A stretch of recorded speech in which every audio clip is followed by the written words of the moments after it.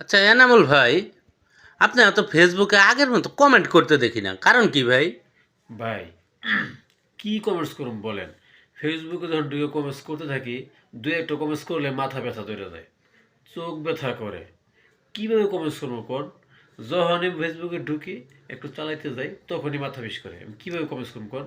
এই ফেসবুকটা এমন একটা সিস্টেম যে বেশিক্ষণ চালালেই মাথা ঘোরে, মানে একটা বমি বমি ভাব আসে, মাথা ব্যথা করে, মানে খুব একটা টেনশনে আছি। কমেন্টস না করলে আমার ফলোয়ার যারা আছে তারা একটু কষ্ট পায়, এবার আপনি বললেন আপনার একটু কষ্ট লাগছে, ঠিক এরকম। আর কমেন্টস কত করা যায়, অনেক কমেন্টস আসে তো ভাই, কমেন্টস করতে সমস্যা। আর বিভিন্ন কাজকর্ম করি, ওই কাজকর্মের ফাঁকে ফাঁকে আমরা এই ফেসবুকে কাজ করে থাকি।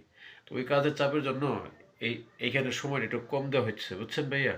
এই হলো সমস্যা, মানে ফেসবুকে ঢুকলেই মাথা ঘোরায়, মাথা ব্যথা করে, এটাই হলো মেন সমস্যা।